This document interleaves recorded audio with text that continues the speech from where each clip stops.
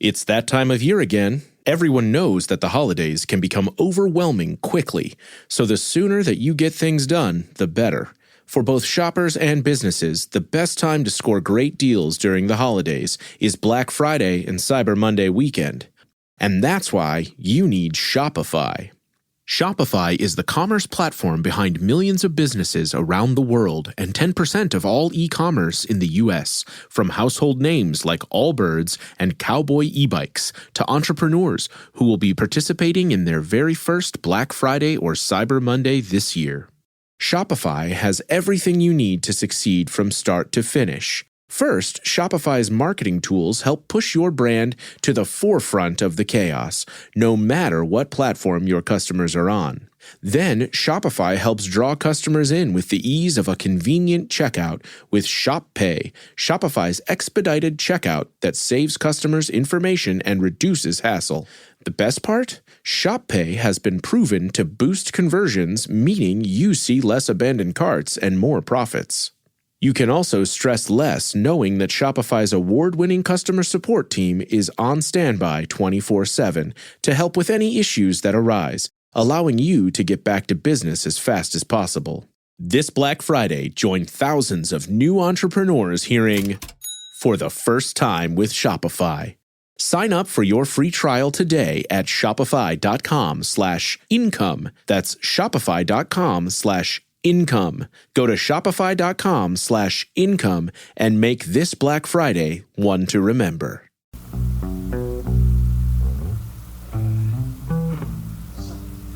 Yeah, okay. Don't say it.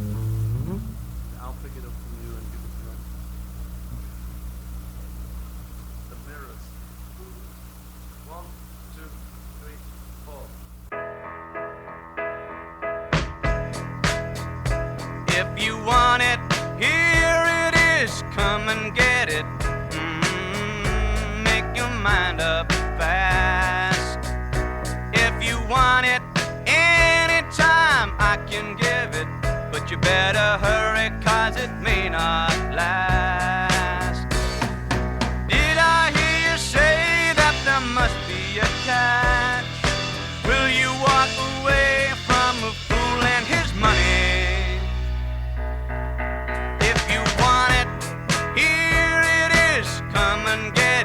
But you'd better hurry, 'cause it's going fast. Yes, I do know something about to be done. Hello and welcome to episode 313 of Something About the Beatles podcast. And this is one that I've been looking forward to for a long time, my conversation with Ron Griffiths, who some of you know quite well and others are like, who's he? Well, he is the last surviving member of the Iveys. And if you don't know what the Iveys were, it was the precursor to Badfinger. And in fact, if anybody out there is a Badfinger fan that has Magic Christian Music, which was their first Apple release as Badfinger, the one touting Come and Get It, the Paul McCartney written song for the Magic Christian film starring Ringo, that is in fact an Iveys recording featuring Ron Griffiths. Ron's career with Pete Ham, Tom Evans, and Mike Gibbons came to an end just as they were transitioning to the Badfinger brand. So we're talking the end of 1969. So in fact, there are recordings issued under the name Badfinger, starting with Come and Get It, that were Iveys in all but name because they featured that four-man lineup, which included Ron on bass. And after he left the band, his slot was taken over by guitarist Joey Mullen, which necessitated Tom Evans switching to bass. But up until that time, he had been rhythm guitar. In any event, to anybody who's not familiar with Badfinger or their history, now we did a show earlier this year with Bob Jackson, who was in the last iteration of Badfinger with Pete Ham in the late months of 1974, doing some live dates and then recording the Head First album, which came out in late 2024 as remixed and remastered by Bob after he had located the missing master multi-track tapes. So you have Badfinger basically as a band being bookended by the Iveys at one end and the Bob Jackson version of Badfinger at the end. So we've covered the end first, as it were, but now we're going back to the beginning. So if anybody listening to this is not really what they would consider to be a hardcore Badfinger fan, what I would point out to you is, well, if you're listening to this podcast, then you're a Beatle fan, and presumably at least a little Beatles-adjacent curious. And so they were the first band signing to the Apple label. Ron was a witness to a lot going on, 68, 69 at Apple with the individual Beatles. Mostly Paul as the producer of Come and Get It. He had been around John, been around Ringo. I don't think there's any real George interactions. That would come with Badfinger later on. To this point, it was pretty early on at Apple, so just pre-Klein and then after Klein. And in fact, Klein was the reason that the Maybe Tomorrow album by the Iveys did not get issued in the principal markets of Britain and the States. But that's a conversation for another day. There's a history around the Iveys that includes Hanging with Hendrix, that Ron talks about in this conversation, being produced by Ray Davies of the Kinks in early 1967, and just being part of the British rock scene of the mid-60s, playing the Marquee Club, made famous by The Who, and Mal Evans was basically their gateway, as a lot of people know, to getting a contract at Apple because he was friends with Bill Collins, the guy who stopped short of calling himself a manager, but sort of was their handler and road manager and mentor, the guy that famously said he was not a businessman and went on to prove it with the mismanagement of Badfinger's affairs, leading directly to a suicide in 1975 and tangentially another one in 1983. But Ron was a witness. He goes back to Swansea, and he was the one who brought Mike Gibbons into the fold, which he talks about here. He had been recruited, scouted by Pete Ham and a guy named David Dye Jenkins, who's still around, but didn't really make it to the recording years. He bowed out as he was not a songwriter when they all needed to be songwriters, which Ron developed into. Now, if you do own Magic Christian Music, not recognizing that it's really kind of an Iveys album, then the song Dear Angie might be something you're familiar with. That's his shining hour, as he calls it, as a composer, written about his then girlfriend, later wife, who also figures in the story. I was really looking forward for a long time to having this conversation with him, and it turns out he's just a fantastic guest, full of stories and full of perspective. I want to thank Rich and Mark from Without You Music for setting this up. And as I had mentioned in the newsletter, and for anybody who's not a subscriber, it's a weekly thing, comes out on Mondays, write to SATB2010, SATB2010 at Gmail to get on. It's free, it doesn't spam, and you get a lot of cool history and current events and talk about the show.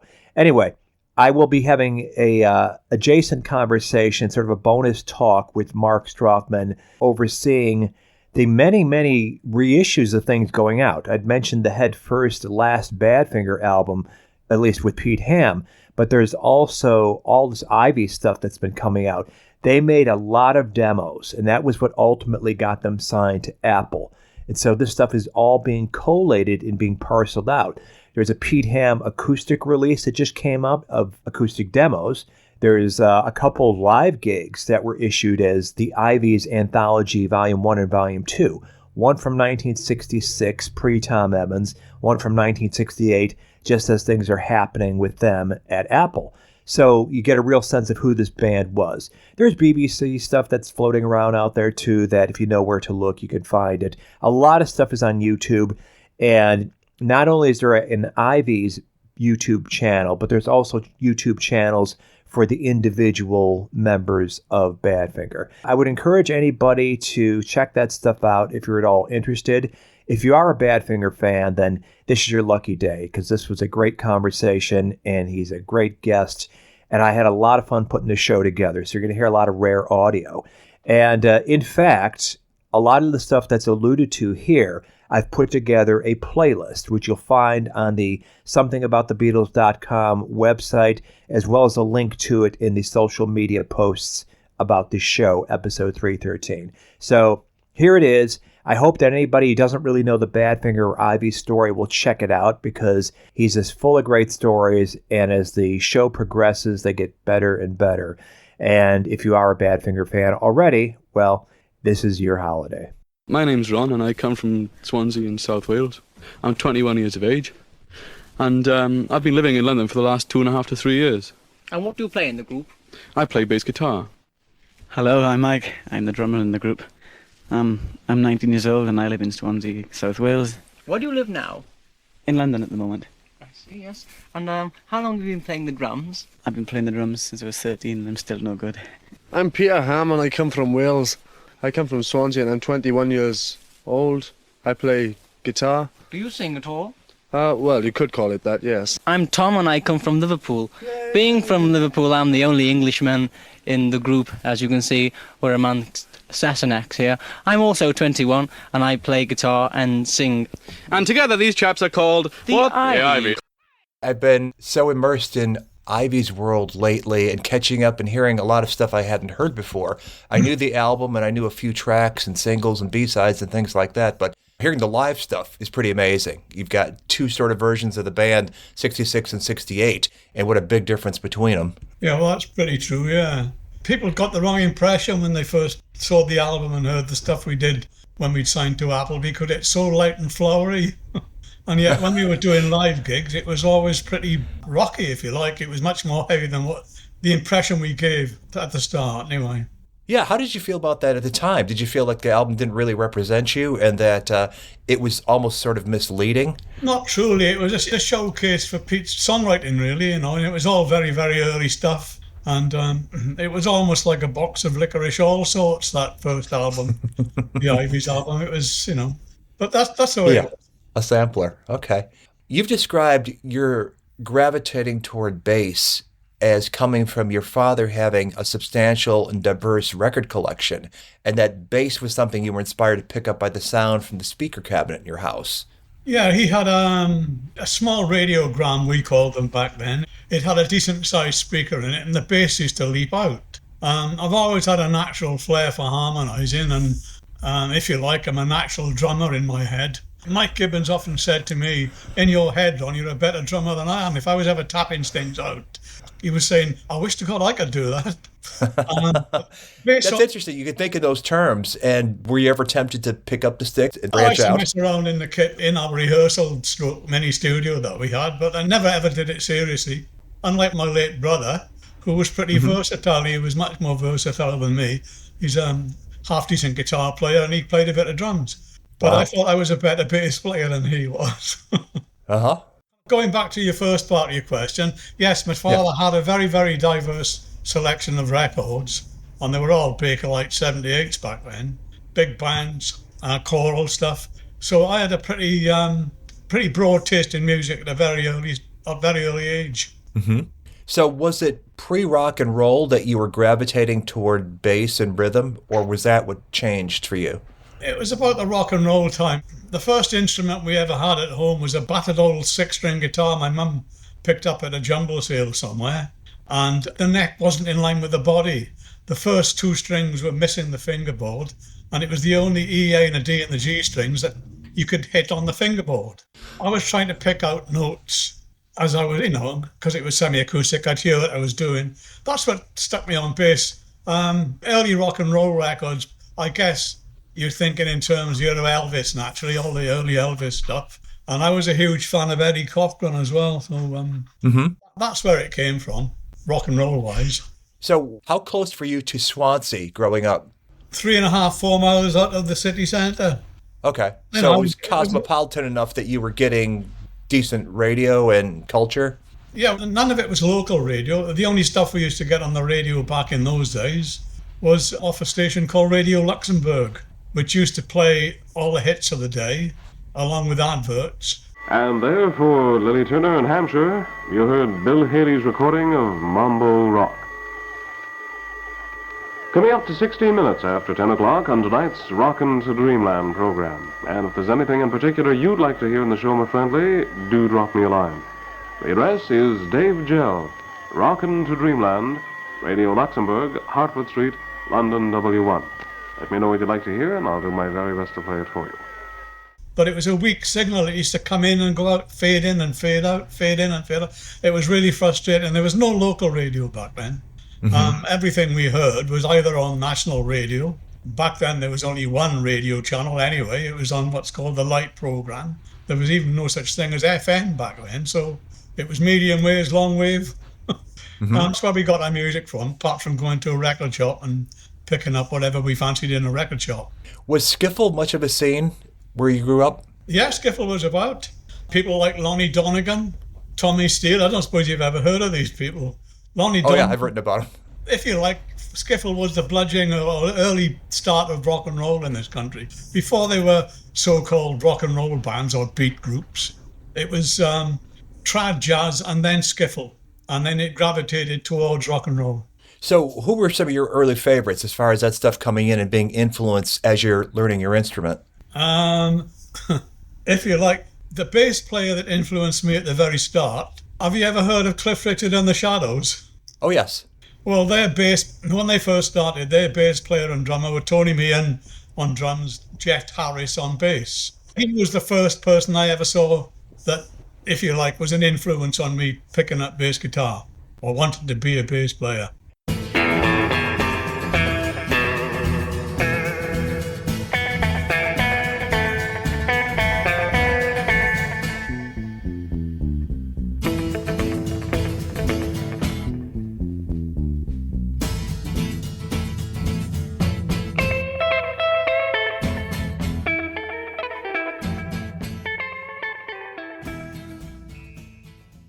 And the Shadows overall were a pretty big influence in as much as your early bands were instrumental bands, weren't they? Their early stuff was all instrumentals anyway, apart from backing Cliff Richard on his records. They had a huge hit with a piece called Apache. Most of their success was brought about by releasing instrumental singles. They were very, very popular back in 1959, 60 and through the 60s until the Beatles showed up, and then of course it waned. But they were a damn good vocal group as well. Right. So tell me about your response to the Beatles. Were you already in a band when they first hit, or did that come after? I was in an instrumental band before the Beatles ever hit the scene. I first heard the Beatles on the radio. The first thing I heard was Love Me Do. I was totally impressed with that because there was nothing like that about at the time. The first Beatles record I ever bought, I've still got the 45. It was before they were actually famous. It was with a man called Tony Sheridan. And they put a single out called My Bonnie. So you had a copy of that? I got a copy of that, yeah. I think it says on the label, Tony Sheridan and the Beatles, I think. So how did you hear that record? Was that played on the radio? That was, yeah. Okay. I first heard both those records on the radio. And I rushed out and bought Love Me Do. Of course, then it was on the television. As you well know, it wasn't a big hit back then. It got into the top 20, maybe the lower reaches of the British top 10, I can't remember. 17. When they released their follow-up, Please Please Me, I was the first person in Swansea to actually buy it. I was in school. I'd gone into a shop called David Evans, which was the first shop in Swansea where most of the first batch of any single records that came out went to David Evans, as they were called. And I'd gone in there just before they opened. I was pretty pally with the girl that used to sell the records in there. And I was the first person that, well, if you can call it any form of kudos at all. I was the first person to buy Please Please Me in Swansea, but that's only me telling you. There's no proof. Right. Wow, that's great. Did you guys, in whatever band you had going at the time, did you add Beatle covers to your sets? Back when the Iveys was going, we used to do Beatles covers. We used to do quite a few. Bringing them to mind's a bit tricky. I wish I knew I could have done you a list. I think everybody did. I saw a standing there. But we used to do quite a few of the singles. Well, I know that after you guys were signed to Apple and you're doing BBC sessions, it's interesting that you're doing things like Drive My Car. Oh, yeah. Well, we were doing those in the stage routines anyway. We used to do Revolution. Prior to all that, we used to do I Feel Fine and From Me to You, This Boy. We used to do the B-sides as well on quite a few of the tunes. We were pretty hooked on the Beatles at one time, but we used to do covers of the Kinks and the Hollies and various others before we came up to London. Fair to say you guys were big fans of The Who? Yeah, we did a few of theirs as well. We used to do stuff off their first album. I Don't Mind we used to do, which is a cover of a James Brown song. My Generation, we did that. We did quite a fair few of their songs, yeah. John Entwistle was a bassist. Was there any influence there? He was excellent. He's a prime example of a wonderful bass guitar player. He had a wonderful action, a wonderful technique, and to this day, God bless his soul, I think he was a wonderful player. We used to do My Generation, but I could never get that solo exactly like he did it. Maybe now I could, but I couldn't then. Uh-huh. Did you ever see the Beatles live? No, never. Strange as it may seem. Apart from seeing them in the Apple Party things and the recording things, I never ever saw them live. Mm-hmm. So you guys are gigging pretty heavily, and to anybody who is interested, there is a 1966 Iveys gig recorded, pre-Tommy Evans, but it's you, Pete, Mike, and Di Jenkins that's out there. And one of the first things you might be impressed with is that there's a lot of R&B covers that you guys are doing. So that was clearly a direction you guys had at the time. Oh yeah, that was the way to go at the time, because although it's great if you can play your own material, when you used to do gigs back then, people just wanted to hear stuff that they knew and were familiar with and they wanted to dance to. So you really couldn't stamp your own material out there because they just weren't interested. When you leave me, you know I'm falling. Yes, I will. Whatever you tell me, oh, that's what I do. All right. I'm in love with you, baby. All alone, I'm not tired. Honey, you know I'm not tired. Yeah, we were very, very much guided in that direction, R&B. We used to do quite a lot of covers by the Spencer Davis Band. Oh, yes. Spencer Steve Winwood. used to go to my school, actually, and we did quite a few of their tunes, but we loved all that stuff. And he was Welsh as well, was he not? Spencer Davis, yeah, Swansea. He was 5 years older than I was. He went to Deneva School in Swansea. And when I first started there, the second year I was at Deneva, we used to have a thing called a hobbies exhibition annually. And back then, my hobby was collecting stamps. And the actual exhibition was held we had 2-floor gymnasium there. And on each floor, there were stands with people's hobbies dotted about. On the lower floor, my parents came this particular day. And at one end of the gymnasium, on a little stage, was Spencer Davis playing old folk songs by Big Bill Broomsey and people like that. That was Spencer's hobby, playing folk music. Wow. That's very different from the sound you knew him for. Exactly. So there's a lot of early history that I'm going to recommend to anybody interested in this conversation to check out. The show in particular did Vinyl Verdict with Jacob Marcus, because you get into the real deep level of people coming and going. And this, we want to get sort of an overview of your career. But right now, it's a good juncture to talk about how you came into, it was before it was called the Iveys, the band with Pete and Di Jenkins, that you were actually recruited for. Yeah, that's right. At that time, I was playing in an instrumental band, which gradually morphed into a vocal band called the Jaguars. I'm still pally with the old lead guitarist, actually, Frankie Broomfield. I enjoyed all that stuff, but word must have got about. They must have been looking for a bass player to replace, I think their bass player's name was John Horrell, I can't remember.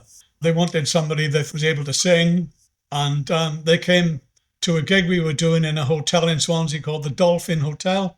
It was a wedding reception we were doing. And when we'd finished, I'd noticed that these 3 lads were standing to the front of the stage, to the side, watching us. And when we'd finished, they came up to me and said, enjoyed that, Ron. My name's Di Jenkins. This is my brother Alwyn and Peter Ham. We're in a band that play locally. We'd like to know if you'd like to come and have a listen to us and see what you think, and with a view to joining us. Of course, I was taken aback. I had no intention of going anywhere else. So I agreed, and I went up to, I think it was a school up on Town Hill in Swansea, where they were doing a rehearsal. And the first thing Pete Ham ever played to me, just going through the motions before we actually sat down and did anything, he was playing the chords and singing along to Hey Baby by Bruce Chanel. And of course, he was playing chords that Frankie never ever played. It was very, very R&B orientated. He was playing 7th chords and things like this. I quite like this. And that persuaded me that maybe I ought to jump ship and go and join up with Pete and the boys. that's how I transferred from one to the other. The Jaguars weren't very happy at the time, I can tell you. But as it turns out, that's how it all started. What were they called at the time? They had two names. The only one I can remember was Black Velvets. Yeah, Black okay. Velvets. I think there was another one, but it escapes me at the minute. Right. That's what we went under the name as. Then we But got it was you that had the inspiration for the name Iveys. Well, that'll come later. Okay. What happened? We had a drummer named Terry Gleason. At that time, the first gig we ever did was a talent contest in a rugby club in Swansea, where we came third, I think. And 4 of us used to sing. Peter, David, myself, and Terry all sang. And we did a vocal version of If I Loved You from Carousel, which we thought was pretty wonderful, but it only got us third. We were going quite well for a long while, but we were turning gigs down because Terry was the only one of us that worked shifts. So he said, to be fair to you lads, you're doing quite well getting gigs. I'm having to turn them down because of my shifts. I'm going to have to hand my notice in. Can you find another drummer? So in the interim, we looked around. My father knew a fella named George Gibbons. We used to drink with him down at a pub in Swansea called the Mexico Fountain, of all names. And George Gibbons used to do a bit of piano in the pub. And they were chatting one night, and my dad mentioned the fact that Ron's with this band and they're looking for another drummer. And George said to my father, look, my son Mike's playing with a band called the Club 4, but he wants to join up with another band. He's getting a bit cheesed off with playing instrumental records. So I went along with my father to where Mike lived, and introduced myself, asked him if he wanted to come and have a rehearsal with us. He came down, and the rest is history, because we thought he was wonderful. We took him on straight away, and that's when we became the band that became the Iveys. As we were rehearsing him in, we used to come back from the rehearsal room we were using, and we used to drive past the front of Swansea railway station, and there's a pull in there for the cabs, and it was called Ivy Place, which still exists to this day actually. But there was a road sign there saying Ivy Place on it, and me passing it, I shouted to the other boys, what about naming ourselves the Iveys? Spelt as that sign there is Iveys. And they all, for some unknown reason, jumped at it, I suppose because it was akin to the Hollies. Right. I don't know, but that's the name that rang a bell. Oh, let's call ourselves the Iveys, and that's how the name stuck until such times as we had to change it. Right. So the earliest pictures I've seen of the Iveys really come with the Apple era. I've seen a few backstage shots and things like that, but were you guys in your presentation all wearing like the same outfits, the same kind of suits? Were you guys doing that at that day? The only time we actually tried to get anything resembling a uniform where we all looked the same was we had a fan club lady. There again, the name's gone. I can't remember her name. They made these shirts for us, all done by hand, and these white flared trousers. I forget what colour the tops were, but we wore those for a while until the novelty wore off. When we were already signed to Apple and Maybe Tomorrow was already in the can, they put us on the Gene Pitney tour. Mm-hmm. And we had a bit of a chat about what we were going to wear on the show, because it's one of these theatre things where you've got the spotlights and the stage lighting. And we had blouse-on jackets made for us in a silver lame. It was metallic looking. And we thought that would be a great idea because the lights would bounce off them. Any coloured lights would project these jackets out. We had them made and they were done really smart. But Apple wouldn't let us wear them on the tour because they were under the impression, because we were wearing all this glitzy stuff, we'd upstage the main acts like Pitney and Marmalade and Joe Cocker. They thought we were going to upstage them. So they made us wear those suits that you've seen the picture of, the black suits with the high collars. And the annoying thing is we spent money on those jackets and we never ever wore them after that. Do you still have yours? No, none of that's it's all gone. Oh, that's none of it's there. Okay. They were really, really smart. Is there any photos that exist of them? No, they don't. That's the saddest thing of all.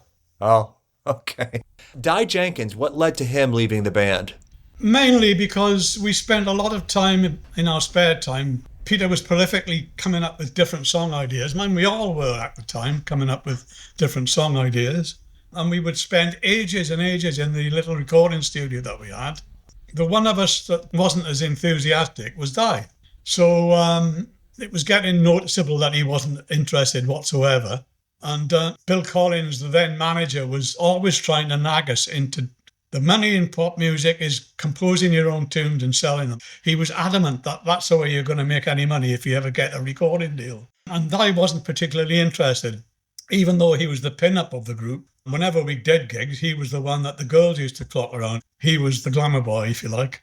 So we'd been goaded almost into thinking, well, perhaps Di's not the one we ought to have in the band because he's not interested in the composing and the recording demos, even though he was on the first few. So we politely suggested that perhaps he ought to leave the band. And it was all done in good faith and there was no animosity. So he agreed that he'd quit, but he stayed with us until we'd found another player, which is when we happened to have some gigs up north near Liverpool. And during the course of the weekend or the 3 or 4 days we were up there, we had one spare night where we went around the local Liverpool. We found out where the gigs were taking place. We went to 4 venues. On the third visit, we went to a place called Litherland Town Hall, where a band called Them Calderstones were playing. And the first thing that struck us as we walked in was the chap in the middle, who had a pretty distinctive voice and a lot of presence, which was Tommy. In their interval, we actually walked up and had a chat with him and told him who we were and what our plans were. And would you like to come and spend a long weekend with us down in London and see what you think? Come to a gig. Because he said at that moment, he said he wouldn't have minded. He had thoughts of turning professional, doing it for a living. So he arranged to come down with us and spend the whole weekend with us and go to a gig in the Midlands somewhere. And he got on well with us. We took him round London and had a bit of a social crack with him. He enjoyed the gig that we did and he decided, this is for me. So he handed his notice in with the Calderstones and presumably the job he had at the time. And that's how he joined us. So he turned pro upon joining you guys? Yeah. Yeah. Okay. Interesting. Now, I know we got ahead of ourselves there. I meant to ask you about Bill Collins. How did he come into your orbit? Oh, that's even way, way before. We were still playing locally in and around Swansea and district then. We had a gig this particular night in a place called Ammanford. It was the dance hall called the Regal. We were the support band for the Mojos, who he was the tour manager, road manager, general dog's body, or if you like. Anyway, that dance hall had 2 stages. We're set up on one end and the Mojos are up the other end. There's no sign of them. Their gear was on the stage, so we had to start the evening off, which must have been around 7:30, 8 o'clock. We'd been playing for about 20, 25 minutes. And then to our left, we saw 4 or 5 people walking in with an elderly looking gentleman, we thought. Yes, he was. And there he was puffing his pipe. He stopped and came round and stood in front of us and he watched us. And then he went off and he was sitting on the stage at the other end. When the gig had finished, we thought the Mojos were pretty good that night as well. They had Ainsley Dunbar on drums, who eventually joined Frank Zappa, I think. Yes, They were a damn good band, actually. Anyway, cut a long story short, he had a chat with us at the end and said, I liked what you were doing there, lads. Really nice song. He was particularly enamoured, believe it or not, with my voice. That's what made him stop and look, apparently.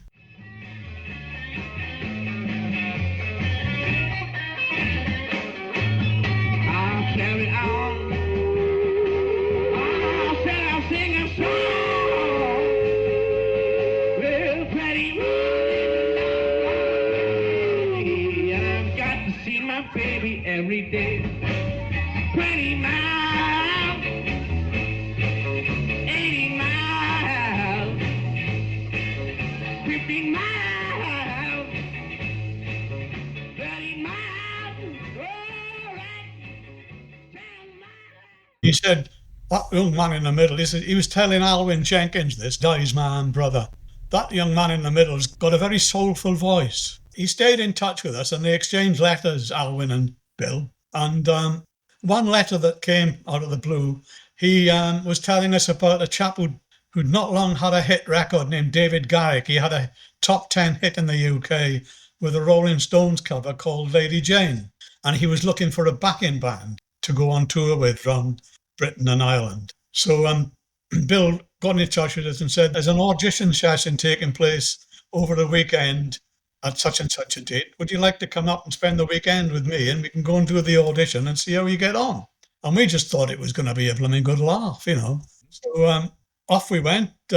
Maybe 2 or 3 weeks later, we went up on the Friday, stayed at Bill's, and the rehearsal was on a Sunday, I believe. We went down to this little club in one of the basements of a Soho clubs, and there must have been about 20 bands who'd gone there to audition for David Garrick. The first 3 or 4 had gone on, and we were listening, and we think, well, they were okay. Well, they weren't bad. But none of them sounded any better than what we thought we were. So we did our little session. We did 2 tunes. One was by The Impressions. We did It's All Right by The Impressions. And I forget the other one we did, but we were harmonising the songs. And when we'd finished, David Garrick walked up to Bill and whispered in his ear, "You boys have got the job, but I've got to listen to all the others, so stick around." So we did. We stuck around and listened to all the others. Most of them were pretty good. And that's how we got the gig, courtesy of Bill Collins dragging us up to London for the audition. And then when we knew we had that chance to turn professional, that's when he dropped the hint that he wanted to coach us and be our tour manager. That's how we got involved with Bill. Mm-hmm. Then we had the wonderful experience of telling our parents that we want to quit our jobs. I was an apprentice with Wales Gas. Peter was a radio and TV technician with his brother in a shop called Jack George. Mike Gibbons used to work for himself as a rough painter, and he used to do artwork. And Di Jenkins was an apprentice motor mechanic. We had to quit our jobs to turn professional. Fortunately, my father, he had to sign an indenture to break my apprenticeship with British Gas. To this day, I bless my father for doing that, because I sometimes wonder if my son at that age had said to me, "I want to turn professional with a rock and roll band. Will you sign me out of my regular job?" It must have been a very difficult decision for my father, but he said, "I won't stand in your way, Ron, because, okay, you're quitting an apprenticeship, but I think whatever happens, if it doesn't work out, you'll land on your feet and come back bouncing with something else." So God bless my dad. He was the one that let me escape from Wales Gas. Uh-huh. Was it similar with Pete's family? Did they recognize that he was somebody with some musical talent? Pete was working at Jack George, they were called. John worked there as well, his brother. It wasn't quite the same setup there. He wasn't indentured to anything. I was legally bound to British Gas. I had to sign myself out. Wales Gas, I should say. Mm-hmm. Peter wasn't in a situation like that. He was in a position where he could just walk away. But you guys were about, what, 16 years old, 16, 17? I was 16 at the time. Yeah, okay. 16, 17? Let's get this right. It would have been early 66. I was 18 or 19 when I broke that news to my father. Okay. So, it was, around about 66, early 66. And you just had a birthday, so happy belated birthday. Yeah, it's creeping near the big 80 now, I'm afraid. Okay, so Bill Collins gets involved. Is that really the turning point where he wants you guys to get serious about songwriting because he recognizes that that is a lucrative thing for you guys to be involved in? Yeah, he really strongly emphasized that. As a matter of fact, the actual way he put it to our parents, because there was a meeting between all of us and all of our parents before we actually did venture off to London. It was on the lines of, "I can't promise anything but blood, sweat and tears. Nothing's guaranteed, but I think you lads have got the chance of making a success of turning professional. But I do emphasise that it's a good thing to do is to try and create your own music." He was pretty strong on that one. Was he of your parents' generation? Yeah, he would have been, I guess, yeah. There wasn't much in it. I think, they must have been very, very similar age group, yeah. So that would have carried some weight, that argument coming from maybe so, an adult. Maybe they would have taken that on board, I dare say. Yeah. Mm-hmm. So is this where the Revox recorder comes into the picture? Yeah, that was always in the, we called it the sweat box. It was always there. It was Bill's machine. And between two of us, anyway, we got round to knowing how to use it. And Pete was pretty innovative with it because he got the idea that you could bounce, even though it was only a 2-track thing, you could bounce one track onto another and, if you like, layer things on up to a point before it started to degrade.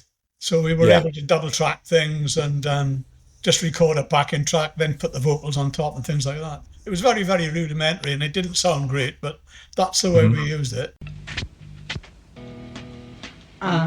Everybody gather round. Everybody gather round. Everybody gather round. Sit down on the ground and listen to my song. I believe someday that you'll be mine. I just can't wait till then.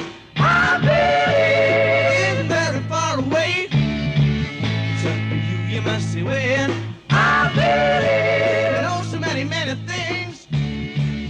Rabbits, books, and good charms. I believe. Now he's got you down in London in Golders Green on Park Avenue at this point? That's right.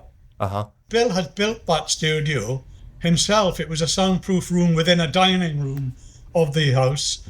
I think he built it primarily for the Mojos to rehearse in and Ainsley Dunbar's drums. Mm-hmm. And it did have a terrific deadening effect because we could be outside in the kitchen or in the lounge area, and if Mike was in there batching away on his drums, you could hardly hear it. So it was an ideal thing. It was just that it wasn't ventilated. It was very stuffy in there. It was a useful office. So the Revox we're talking about ended up being in display somewhere, didn't it? It's in the Rock and Roll Hall of Fame. In Cleveland, right? There's a museum attached to it, I believe. It was with Bill and his wife Anne for quite some time after it all finished. She rang me up one day and said, there's a lot of stuff here that I don't want any longer, Ron. She said, is there anything that you'd like? She said, this is after Bill had died, by the way. She said, I've got the old tape recorder that you used to use. Would you like it? So I said, well, yeah, I'll take it. Okay, off your hand. So I'd gone down, had a cup of tea and a social with her for a bit. She was a lovely lady, was Anne Collins. I brought it back home and it was stuck in a cupboard here for ages.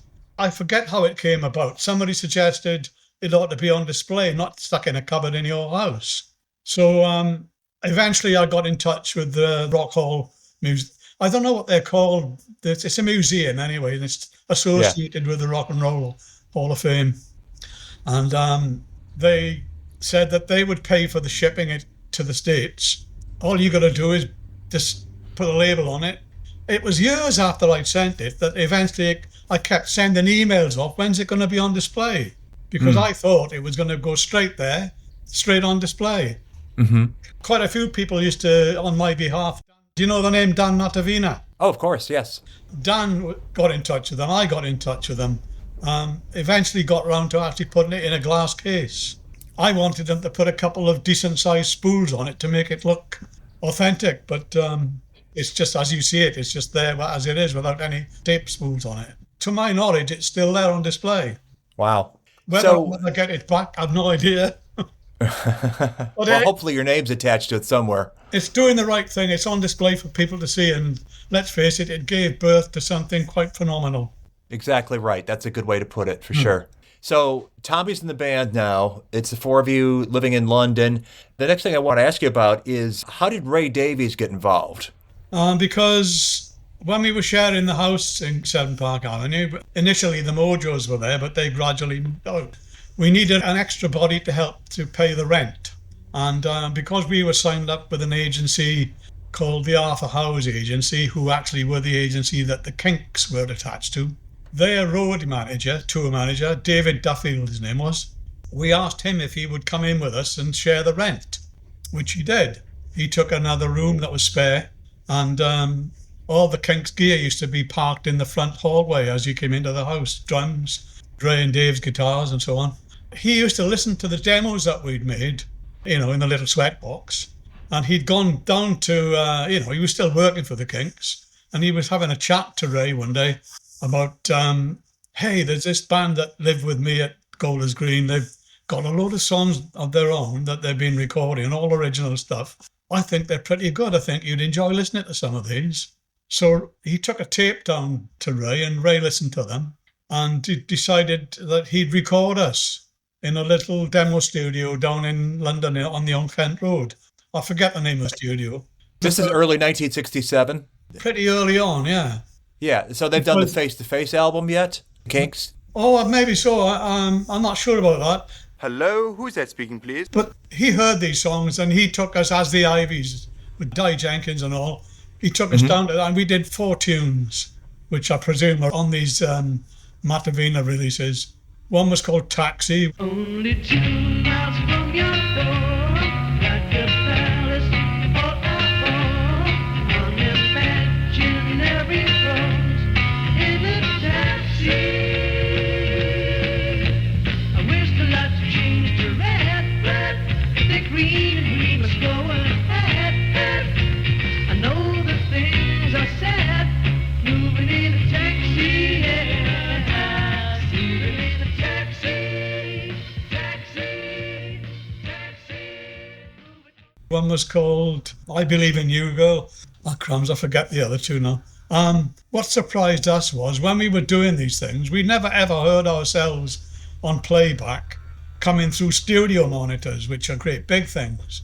And we couldn't believe how powerful it sounded coming back at us through these stereo speakers. It was a real eye-opener to us, crumbs, that's what we must sound like on stage. Because all we'd ever heard up till then was a little tin pot thing on a little speaker on the Revox. That's how we got involved with Ray Davies anyway. So was the intent to shop these around as demos and get a record deal? Well, he didn't do that. We thought perhaps something would come of it, but nothing ever did. Huh. So did Bill get the possession of the tape then that Ray made? Yeah, they were always in our possession. There's probably a bit more. I'm trying to recount what happened after that. We stayed in touch with them.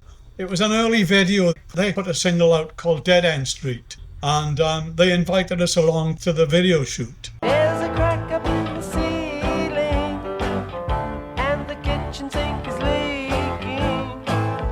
Out of work and got no money, a Sunday joint of bread and honey. What are we living for? 2-room apartment on the 2nd floor. No money coming in. The rent collector's not trying to get in. We are strictly second class and we don't understand how we should be living. You may well have seen it, where there's an undertaker involved. The one story attached to that that's quite funny, we used to keep all the Kinks gear in the front part of the house, including, for that shoot, the coffin, or the casket as you Americans call them. Anyway, one night we decided we were going to put somebody in it, walk down the road to the Wimpy Bar in Golders Green, and, we put Mike in it, Mike Gibbons.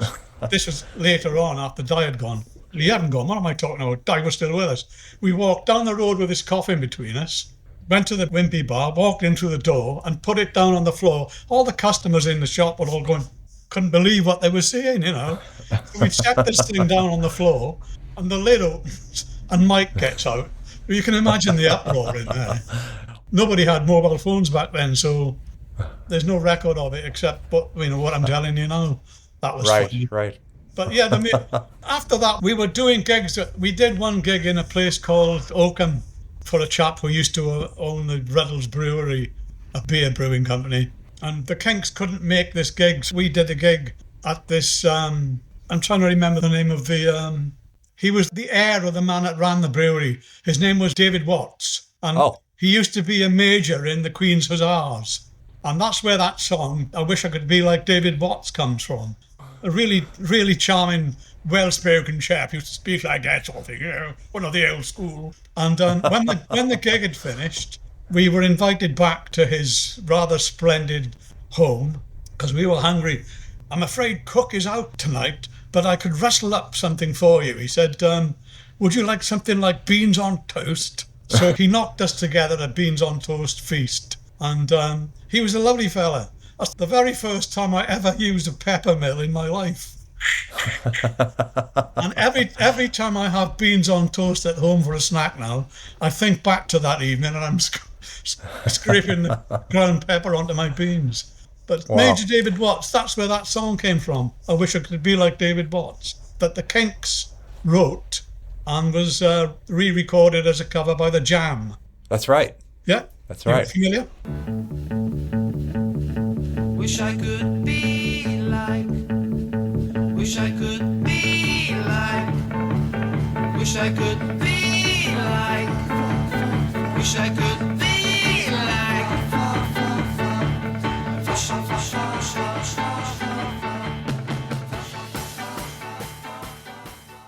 Anyway, I'm jumping the gun again here. That's fine. It's fine. We're all over the place here. But somewhere in this timeline is where Bill connects with Mal Evans, and then that paves the way to Apple. That's right. I think they accidentally bumped into each other somewhere in the West End of London, and they knew each other from way back because Bill used to play piano somewhere or other, and Mal knew Bill anyway. So the story goes, how are you doing, Bill? Blah, blah, blah, blah, blah. And he told them about the fact I'm roadieing for this bunch of Welsh lads who've been compiling their own songs. They got some nice stuff. We're doing a gig tonight in the Marquee if you'd like to come down and have a listen. So Mal, yeah, okay, I'll do that. So we used to do the Marquee Club reasonably regularly as a support to the people like the Marmalade and so on, and the Move. This particular night, we had our own, I forget what night it was, maybe a Tuesday or a Wednesday, where people that weren't well known had their own spot at the Marquee Club. And we had a fairly regular session down there, and we actually had a bit of a following. Anyway, we've gone down that night, done the gig, and Bill told us that Mal Evans was going to be coming down and have a listen. And we didn't. We'd never met him before. Anyway, we just went through our usual set. I had a bit of a laugh with the crowd because we built up a bit of a rapport with them. Gig finishes, Mal comes up with Bill and, hey fellas, I really enjoyed that. He said, that put me in mind of the old Cavern days. He said, you had a bit of a laugh with the crowd. He said, that was great. And he came back to Park Avenue with us after the gig to listen to some of the stuff that we'd done. And he was mightily impressed. I forget how many he listened to. This is late at night now. Mm-hmm. And he decided that he was going to take a spool of tape down to Apple to let them listen to it, see what they thought. Obviously, I don't know, I can't remember who he actually played the tape to. Might have been Derek Taylor, might have been I don't know who it was, but they were instantly attracted to what they heard and agreed to sign us up. And that was courtesy of Mal going down, listening to us live, listening to the tapes, taking them down, thinking that they were looking for acts that were doing original material. Apple's bludgeoning years, if you like. It was early days. They'd already signed Mary Hopkin, who was from our part of the world anyway. Did you guys ever cross paths before Apple? No, we only ever met her when she was actually down there one day. And she'd heard about us and she came in to have a chat with us and couldn't believe that we were from further down the valley where she was from. She was quite tickled with that. Three of us were chatting away with this. Well, you can probably hear I've still got a Welsh accent. And she was blown away by the fact that she had stablemates from Swansea. Yes. I was wondering about that because it seems such an interesting thing that in 1968, two artists coming out of Swansea end up in the same place. Yeah, that was a real coincidence, wasn't it? I've lost the thread of where we are now, or where we were. Okay. Well, we're talking about Mal hearing you guys at the house. Yeah. Well, and bringing you to Apple. In a nutshell, that's how it came about. His knowledge of knowing Bill and so on. And unfortunately, he liked what he saw and he liked what he heard. And so did Apple. Consequently, we got signed to them. We instantly thought, right, we've landed on our feet. Maybe they'll like one of these songs that we've done to put out as a single. We spent ages sending songs to them, but with little or no luck. We even had an offer of a song from The Who. It's a piece called Mary Ann with a Shaky Hand. Mike and I wanted to do it, but Pete and Tom said, no, we want to do one of our own. Right. Most people know that. It's a track on the Who Sell Out album. That's right. Yeah. But that sort of split between, no, we're going to do originals versus this is a good song by Pete Townsend. Why not? It's interesting because in the Iveys live sets to this point, you're very much a upfront vocal presence. You're doing a lot of the lead singing.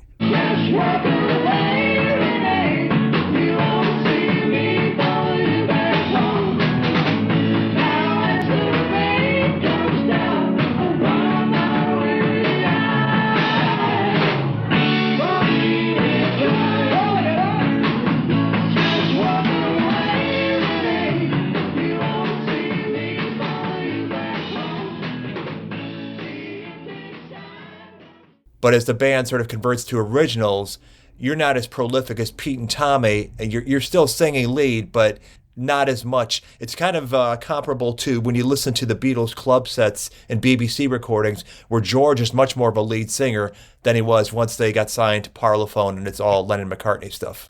Well, I suppose that was a natural evolution of the fact. Tommy and Pete principally composed the tunes. They principally were the singers. As a result, they became the principal singers on the recordings. But Pete would set aside material for you, as a lot of people listening to this know from the Badfinger Magic Christian album, the song Midnight Sun was originally your vocal. I was meant to have been the singer on that, but you probably read the story. I came down with chicken pox and I had to miss the session. Yes. And Pete came back from that session, having they recorded it. He came to my sick bed. I think he may have heard this before. He opened the door to my room and he said, "Ron," he said, "I fucking murdered it." Oh yeah.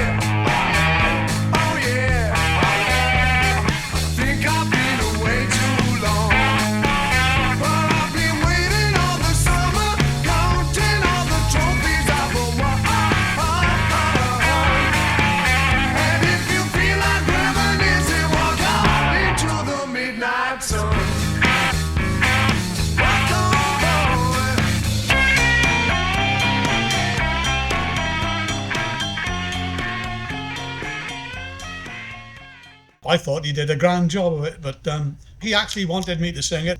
That's still a disappointment, but what can you do? When you're not well, Right. you're not well. And we couldn't Exactly. cancel the session. You know, the thing was booked, so off they went and did it. Mm-hmm. By then, Tom had composed Maybe Tomorrow. We sent that off down as a demo, just with the acoustic guitar and the demo we'd made. Listen to a lonely sound. See the grey and sadness all around. See the people go their way. Turn out of me in love I've lost today. Maybe tomorrow I will love again. I'll never know until I've looked into her eyes. Maybe tomorrow I will love again. I'll never know until I've seen her once or twice. And so I'm living in a dream. They were quite enamoured with that. They said, right, you can record that as your first single. That's how that one came about. Now, where were you guys in '68 as you're signed and Apple is showing interest in Maybe Tomorrow? Yeah. Were you guys at Trident Studios recording this stuff? Yeah, Maybe Tomorrow was a Trident job. Yeah, quite a few things were recorded down there. And was Mel running the session? For Maybe Tomorrow? Yeah. He would have been involved with that. Yeah, I don't think... whether he ran it or not's debatable. I know Denny Cordell was involved early on. Denny Cordell, that's one of them. He was involved on a few of the recordings on that initial album. Mm-hmm. I think Mal But then was Tony involved- Visconti kind of enters the scene. Yeah, he was also part and parcel of the sessions at Trident, principally Dear Angie and various others. He was the instigator of the strings on Dear Angie. And that's a song that he was so enamored of. Years later, it ends up on a Tony Visconti compilation record. Yeah, I was amazed at that. I actually sent him a message to say thank you very much. I'm honoured that you could do that. And his reply was, well, why not? That's another one we'll come back to because it's an important song. So you're recording at Trident, and this is now summer of '68. At some point, you're in the studio when Paul McCartney comes in wanting to play something for you. That was a night session. Well, this is another lives long in the memory story. I think we'd only gone down there to overdub stuff. We hadn't gone down to record anything from scratch. I think the song we'd done was called Mrs. Jones. Your baby's growing up, Mrs. Jones. And what is more, Mrs. Jones? She's not the little tomboy that once she used to be. Oh no, no, no, no, no. Be like dancing in the fountain at Trafalgar Square. Though it's cold, I won't be told. With her, I really haven't got a care. Just as long as she is standing there. I hope you like me, Mrs. Jones, and Mr. Jones as well. 'Cause maybe we'll be relatives. Maybe in the future, who can... Anyway, Mike Gibbons and myself are down on the studio floor against the wall, having a cup of coffee, and back in those days, I used to have the occasional cigarette. Anyway, the door opens and in walks Paul McCartney. Oh, hello, lads. How are you doing? I like that one you've just put together up there. It sounds pretty good. Oh, listen to this, he says. This is going to be our next single. So he walks over to I think it's a Bechstein that was on the grand piano on the floor. He gets onto the keys, and Mike and I stand up, and we're in the well of the grand piano in the curved part, leaning on it. And he launches into Hey Jude. And he said, this is going to be our next single. And we're standing there looking at each other, looking at him. This can't be happening. And nobody else in the world had heard it. And we've got no cameras, no phones to do any of this with. So it's all up here. But he actually sang it as if he was recording it. He didn't scat through it. He gave it the full Paul McCartney treatment on the piano, you know the way he goes. Yeah. And we were gobsmacked, you know. Wow. What do you think? What a moment. What do you think of that? He said at the end of it. And we said, well, you know, we sort of joined in the mucking about. Well, we think it might just have something, Paul, you know. We walked back up the stairs, back to the studio control room. And I on the way up the stairs, I said, where does all this stuff come from, Paul? I said, well, you know, where? It's all in my head, Ron, he said. Terrific memories, but there you are. He played Mike and me this song that he and John had just written. And we didn't know how to take it. It was called Hey Jude, and he was singing away and playing, and it was all in, you know, it made you feel awesome, and you just didn't know what to say. And he asked Michael what he thought of it, and what did you say, Mike, when he asked yeah, give me an autograph. So he gave him his autograph on his nose. He hasn't washed since. Oh. So, as a new Apple signee, were you in proximity to other people? You described Mary Hopkin. What about Jackie Lomax or James Taylor? We never actually got involved or got to do anything socially with them. Or the funny thing is, before James Taylor had actually signed with Apple, we'd gone down there one day to do either a rehearsal or something or other. Walked up the steps, gone in through the front door, and I tripped over this. There was a long-haired fella sitting on the floor with his back to the wall, with his legs stretched out, and I tripped over his legs. And I said, I'm terribly sorry I didn't see you there. He said, oh, that's okay, man. My name's James Taylor. And we'd never heard of him. So I shook hands. I said, I'm sorry, I didn't mean to kick your legs. That's the only time I ever spoke to James Taylor.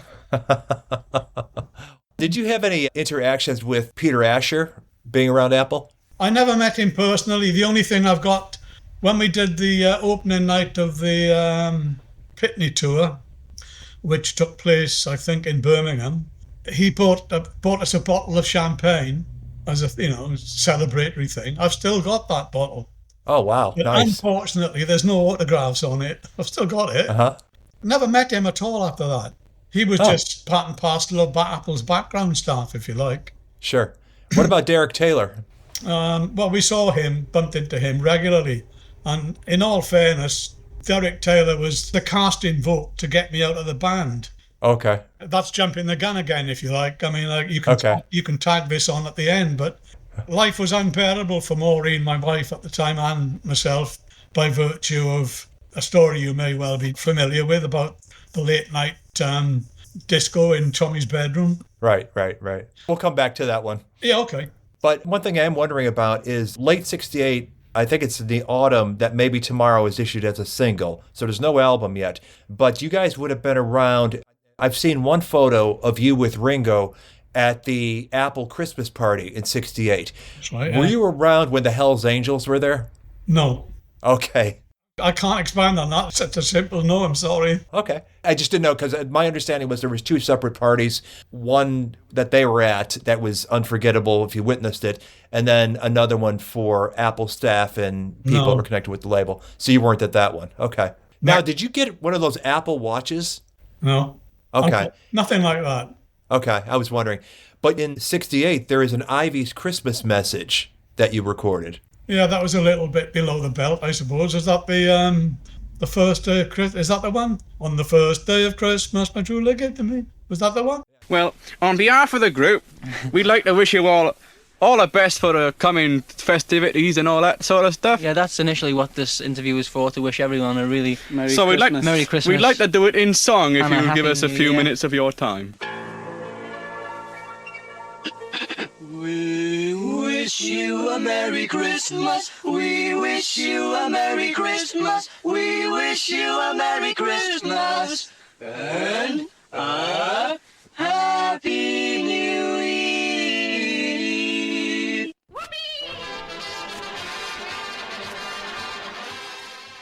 Do you have any memory of that? I think we recorded that ages before with Di Jenkins. On the 12th day of Christmas, my true love gave to me 12 cardboard coffins, mounted above What a gas. 10 pints of blood, 9 little batteries, 8 electric hearts, 7 cherries, 6 plastic leg irons, 4 white sticks, 3 rubber crutches, 2 glass eyes, and a guide dog in a wheelchair.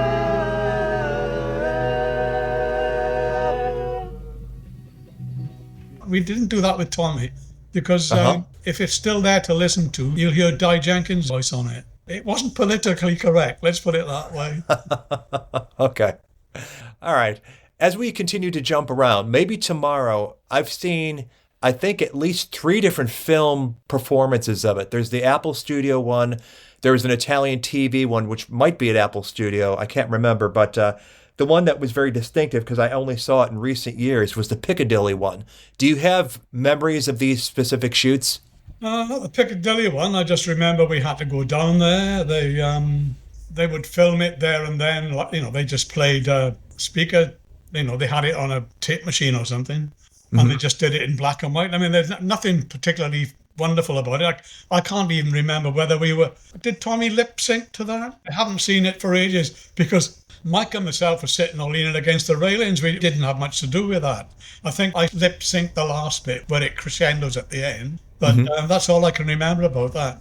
We did another film session at a fairground amusement park in Holland somewhere.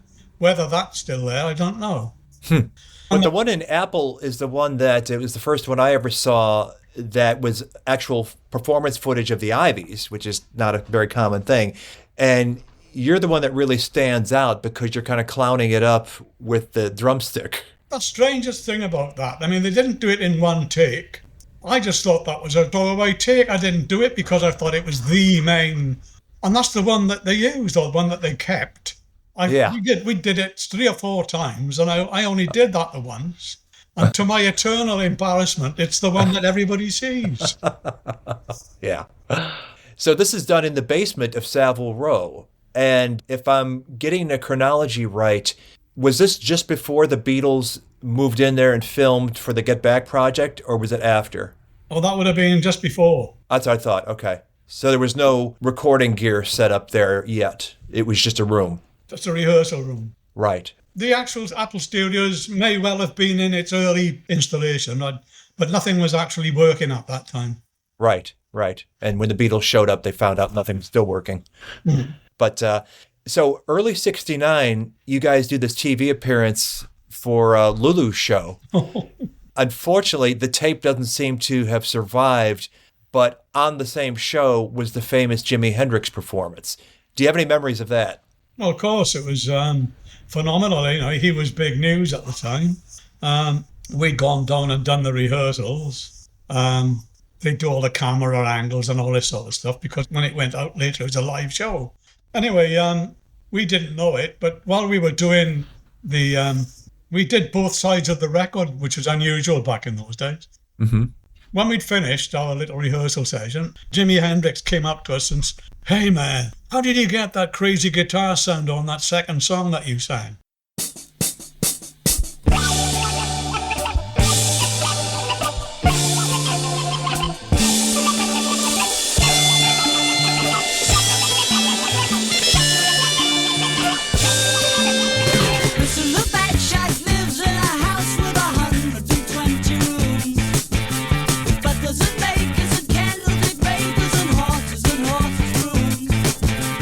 People who like it, they say to the fool, but I know I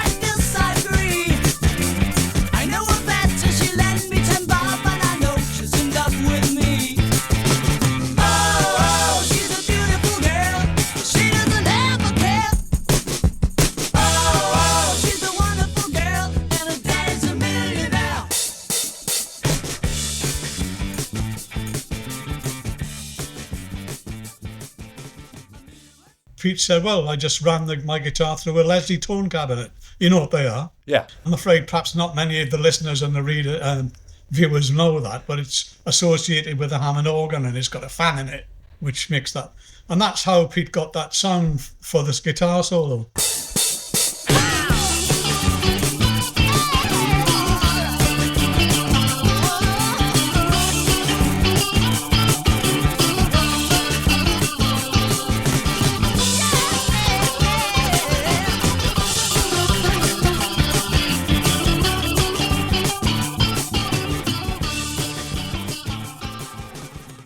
So consequently, we went up to the studio, up to the restaurant up there and had a meal and had a chat to them. Of course, the bit that you don't see is our blooming performance at the start of the show. Most unusual back then, doing both sides of your record. We actually lip-synced it because the singing was live, but the backing was what we sang to. Mm-hmm. And well, you may well, I don't think it exists, but the one part that you see on that film is Jimi Hendrix and the Experience. Halfway through Hey Joe, they suddenly stopped halfway through and said, that's enough of that rubbish. We'd like to pay tribute to Eric Clapton, Jack Bruce and Ginger Baker Cream, who've just folded. And they started playing Sunshine of Your Love. Right. And of course, because it's a live show, it's got to finish dead on 8 o'clock, I think it was. There's a family audience in there. And the production team are behind the camera hoping that they're doing all this to him and he's not paying a blind bit of attention. They're getting... You can imagine what it was like. It was pandemonium in there. I've never heard such language coming from the TV crew. We're being put up there.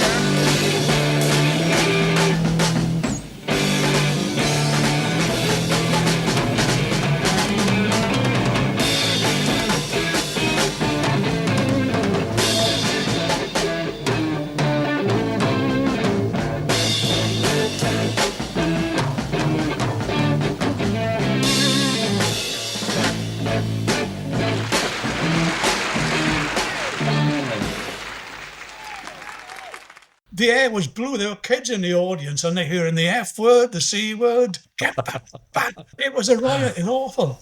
Wow. That lives long in the memory as well. Eventually they managed to stop it and he went off with a smirking smile on his face. And we joined them afterwards up in the BBC Club bar and had a drink with them and had a bit of a chat about nothing in particular. Wished us luck and all that sort of stuff. What an amazing thing. Never to forget. So Maybe Tomorrow comes out as a single, and you guys are still recording. You sort of piecemeal putting together the Maybe Tomorrow album at that point. Yeah. Stuff that we already had in the can, I dare say. Uh-huh. And it's not all one producer. It's different people responsible for different tracks. Yeah, it was a bit of a hodgepodge of different people's different ideas. Dear Angie, just these lines to confirm something you may know. Dear Angie, please excuse the writing, it's my nerves, you know.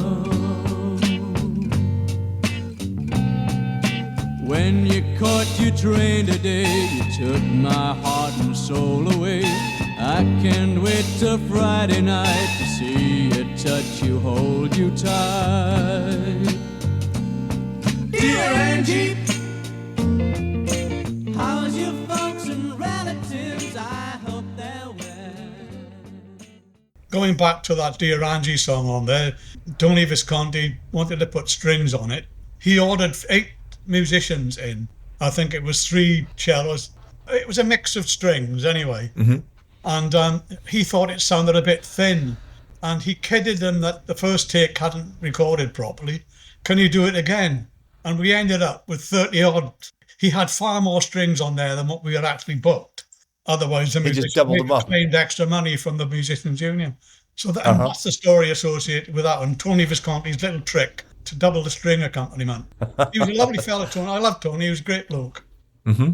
Now, how did you come to write that song? Well, it's the story of she was my girlfriend at the time. Maureen Angela Atkinson was her maiden name. It was a love story, really. She lived 30 miles north of Hemel. She would come down, London, I should say. She'd come down, visit. I'd take her to the station and see her off. She used to catch a train back home. And I came back to the studio one night, our little sweatbox, And I got this idea for When You Got Your Train Today. You took my heart and soul away. And I thought, I can base a song on that. And I just sat there strumming a few chords. And that's how that came about. It was a dedication to Maureen. Mm-hmm. Her middle name was Angela, hence... Which scans better. Dear Maureen wouldn't work. Dear Right. Angela wouldn't work. Dear Angie, that sounds all right. And that's how that song came about.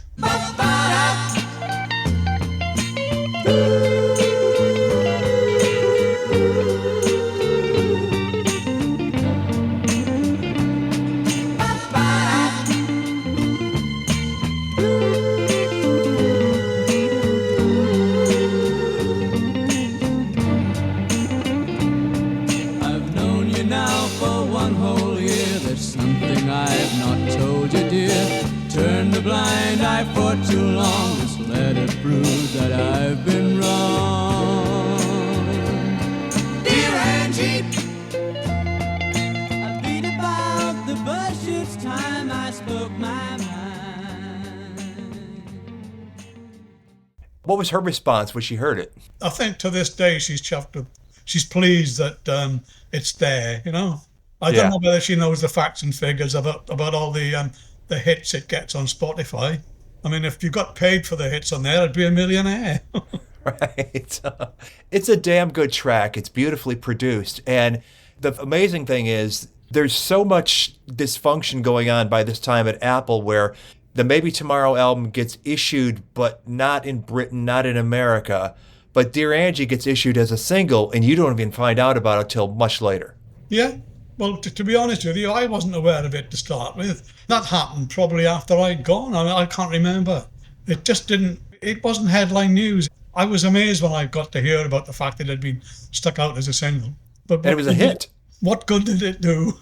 Right. It was a hit where it was issued, right? Was it? I don't know any facts and figures about that, believe it or not. It's a terrific recording. So I'm glad that somebody back in 1969 recognized it was a song of quality. Well, naturally, so I am proud of it. That's my golden moment as a composer, if you like. Sure, absolutely. So now, here's your golden moment as somebody influencing events. The day that you're at the Park Avenue house and the reporter shows up from Disc magazine. Yeah, and I was the only one home at the time. Mm-hmm. I opened the door and there's a young man and a young lady standing there, introduced themselves, and I said, well, if you want to interview the band, we're not here, it's only me. Well, you do. Will you be happy to answer a few questions? Oh, yeah, come in. I said, do you want a coffee? Yeah, so I made them a coffee and went and sat upstairs, and they fired various questions at me. What's it like working for the Beatles? And of course, the rest, it's... it's okay, but we keep submitting songs and we keep getting them turned down. The most response we've had from the Beatles is, would you like a ciggy? We're very, very disillusioned or disappointed or worse to that effect. And of course, they print all this stuff for sensationalism, I suppose. Fortunately, Paul McCartney happens to read that magazine, comes across it, and that's how he got in touch with us about, I've got a song you can do. I've got a lot of work on at the minute. Perhaps you could do me a favour.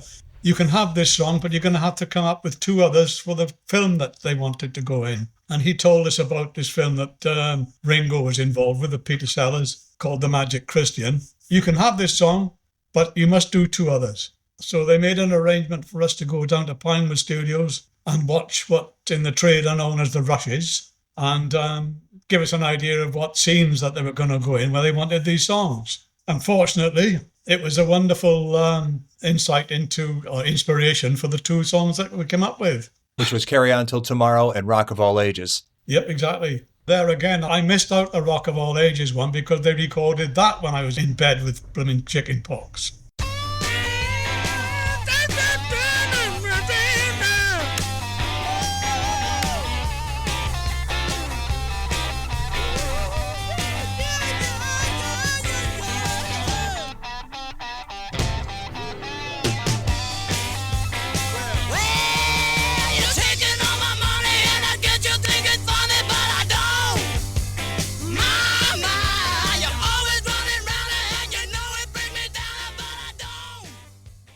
I missed out on that one. But that's another wonderful piece of But I love that. So if you like, that's the one track that we've done apart from Come and Get It, where I think that's a classic song that, it's beautifully done. Mm-hmm. But that's how it came about. We went down and did all that. And sitting in front of us when we were watching the film Rushes, Ringo and Peter Sellers were sitting in front of us. I've seen that film and I just think it's a load of rubbish. I've never read. It's a load of crap, quite frankly. But the music's good. Yeah, the music's okay. Yeah. So you now are being gifted a Paul McCartney composition to sort of get things going again. He had demoed it. We know about this because the demo came out in the anthology disc. Yeah. He'd cut this during the Abbey Road sessions. So then, is this when he shows up at Park Avenue to present it to you guys? Yeah, he turned up one Sunday morning. He told us, the arrangement. He was going to arrive at 11 o'clock, something like that. And we were all up in Bill's office/bedroom, looking out of the window to see, is he going to show up? We're all looking at our watches. And eventually this little yellow mini car pulls up outside and out gets Paul. And we'd not met him until that particular point. And we couldn't believe it. Good God, it is him. It's him. It's Paul McCartney. Then he comes and he introduced himself. We all shook hands. He said, right, this is the song you've been hearing about. This is the hit. He actually said, this is the hit. You must play it exactly as you hear it. Don't vary it and don't muck about with it. Just play what you hear. Okay, so we were mightily impressed with it. We rehearsed it, and on the day of the recording, he stayed for a coffee, then he went. He didn't stick around for long. On the day of the recording session, we'd rehearsed it. We'd done a rough backing track. 1, 2, 3, 4.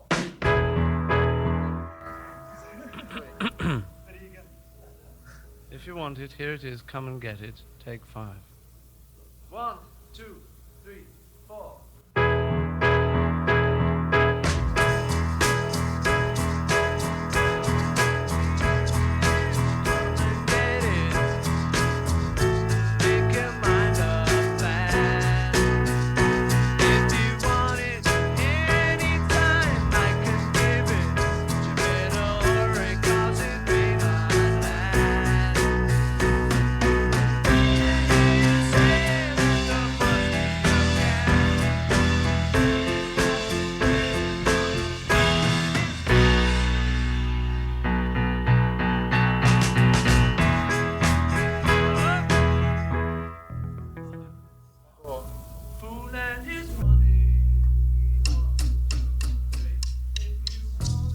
Of course, they want to know who's going to sing lead on it, or Paul wants to know who's going to sing lead on it. So I forget how it came about. And he said, right, Pete, go and sing on top of it. So Pete had a go, and he said, we'll let you know. Then he asked me, and I went and had a go, and he said, well, it's not bad, Ron. He said, but you sounded a bit too much of Reg Presley. You move me. The Trogs. I was probably overdoing the... Anyway, Tommy had a go, and he settled for Tommy. To this day, I said, well, what you hear of Tommy is because it's double-tracked. When it's, the single-track version, the solo voice without being double-tracked, it doesn't sound particularly good. It only sounds good when it's double-tracked, like a lot of recording artists were double-tracked. Did I hear you say that there must be a catch? Will you walk away from a fool and his money? Sonny, if you want it, here it is, come and get it. But you'd better hurry, 'cause it's going fast. You'd better hurry, 'cause it's going... Anyway, Tommy got the job. I always said for a laugh, it's the Liverpool connection. That's why he got the job. Anyway, we went through several takes of it, as you may well know. And we'd gone for about take 8, 9, I forget when it was. And at the end, rather than just stop dead, I did that bass run off where it goes boom, boom, boom, boom, boom, boom, boom, which isn't on Paul's demo. And when we'd finished it, he said, hey, Ron, I love that, so we'll keep that.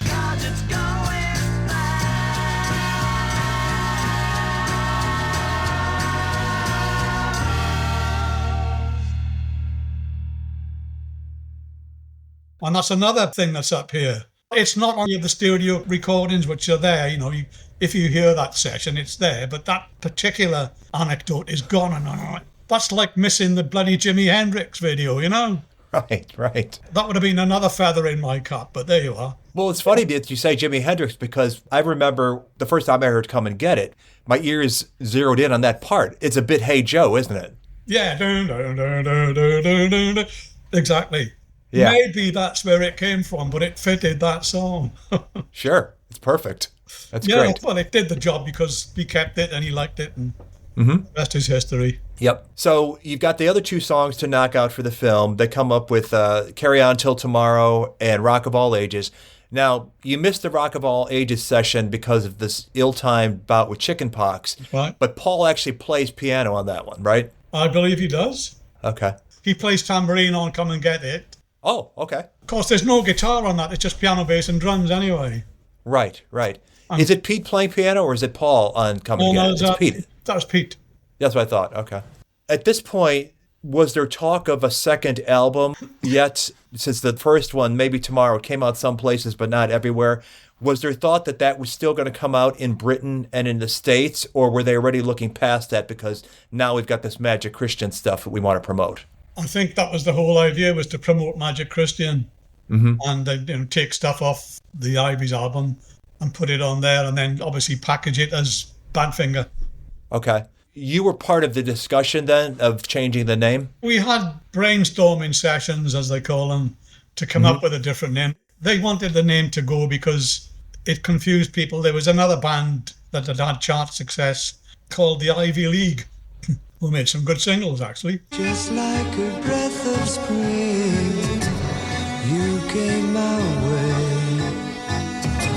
I heard a bluebird sing, but not today.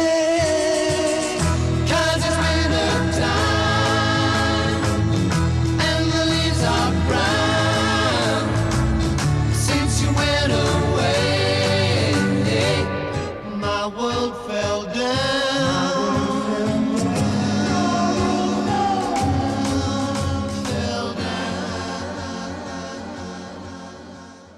But they wanted another name, so we submitted various names to Apple. I think my suggestion was Home. John Lennon suggested the Prix, spelt Prix, which you could construe as the Pricks. There were various suggestions. The name Badfinger came up after I'd left, and that came from Mal Evans's suggestion, Badfinger Boogie, was it? Yeah. Or Neil Aspinall? One or the other. I know it came up. I think one of them had damaged his hand or bashed a finger or something. I think they were mucking about on the piano and he called it Badfinger Boogie. I think that's where the name came from. Okay. The name change didn't happen while you were still in the band. No. Okay. So, as has been discussed in various places, various interviews, your son, Jason, was born in December 1968, and you're married. That's right. And there's this whole mindset Bill Collins has about women having to be kept completely out of the picture. And that's really counter. Pete had a girlfriend and Mike had a girlfriend. There were women around, but he wanted them to be invisible and certainly not married, which sort of is an echo of Brian Epstein not wanting John Lennon's wife to be news for as long as he could keep a lid on that. So it's putting pressures on you for sure. You think that Tommy then, when he was having this music club going at all hours in the middle of the night, waking up your baby, was sort of his passive-aggressive way to force you out? Was that part and parcel of, we can't have this guy with a wife around? I don't really know. I'm going to say music club. I mean, we'd come back from gigs early in the morning, and I'd creep in not to wake up the baby because we were all in one room. And rather than go straight to bed, Tommy would put a disc on his hi-fi machine and not have it on at a sensible volume. It would be on what he'd have on the day, really loud. Mm-hmm. And that just went on regularly. Often he would apologise at the time, but the next time it happened, he would just carry on. I have a hunch it may have been orchestrated by Bill. I really don't know the truth of this. All I know is that it created a bad feeling and created an awful atmosphere. It could have been orchestrated just to make things virtually impossible. For me, it was causing friction between Maureen and myself, naturally. Mm-hmm. We couldn't afford to go anywhere else and live anywhere else. It didn't affect my contribution to the band, rehearsing, playing, doing gigs or anything. It was just that thing at the end of the night, coming back off the road and having that to contend with. It had got to a point then where the three of them and Bill had got together. Perhaps we ought to consider asking Ron if he would leave the band. We don't think he's one of the boys anymore, is the way Tommy put it. Pete and Mike said, well, we don't want Ron to go. So they took it down to Apple and presented the information or the evidence to Derek Taylor, and he said, well, if you want a casting vote and you think it's having a bad effect on the band, I'll vote in favour of Tommy and Bill. And that's how they asked me to go. That's with Derek Taylor not knowing anything other than their what side he'd of heard things. from, yeah. Right. That's the God's honest truth. Yes, things were bad, but I didn't want to jack it in. That I was forced in, and it was an intolerable situation. The thing that I think people knowing the story would wonder about is you're clearly a guy with a lot of talent, could write, amazing bass player. And in fact, I think this was something you found out later on that you didn't know at the time, was people were requesting you on their sessions. And the word wasn't getting to you that people wanted your bass playing in the studio. That's right. Was there any scenario you could see where you could carry on making music at the time, even outside the Iveys? Tony Visconti told me that I could get session work if I wanted. He said, you're a good enough ear player, even though I wasn't a reader of the staves. He said, you're a good ear player. He said, you don't need the music. And I never followed it up. When I'd left, I did get an offer of joining a band called Dodgers. The same one Tommy ended up in? Yeah. Wow. I got a phone call from a chap named Tim Boyle. I don't know if that name rings any bells with you, Tim Boyle. He used to work for the Arthur House Agency. He rang me up and asked if I wanted to join the band called Dodgers. I'd left the band then. I had regular money coming in, and I didn't have the guts to go back into an insecure situation. So I just had to let it go. I said, no, I'm sorry, I can't do this. I'm where I am, I'm earning money. It's not much fun, but I'm earning regular good money, and thanks but no thanks. And so it was then. I did plenty of local gigs with different bands. I mean, I kept playing. There was never any professional chance to go back into the music business. The saddest thing of all is if Peter Ham hadn't committed suicide, I'm convinced on any future project he'd had post Badfinger, he'd have asked me to come in on various collaborations. And I know he would have done, but of course, we'll never ever know that. Now, did you stay connected with them socially? Well, for a start, yeah, I went down to several sessions. I don't want a Cinderella. I just want my teddy bear. I don't want a backstage Bella. I just want to take you there. Baby, won't you think it over? Try and see my point of view.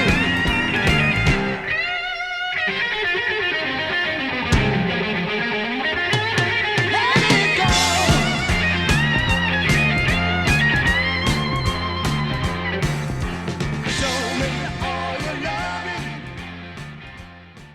I went down to one in Marble Arch where they were working with Todd Rundgren, and I met him. I spent ages. I'd been to 2 or 3 sessions with him and socialised and had a drink, and no bad feeling or anything. Eventually that petered out. But they were so busy and touring and stuff, I couldn't always be on hand to go down and meet up. So it cut short about, 71, 72.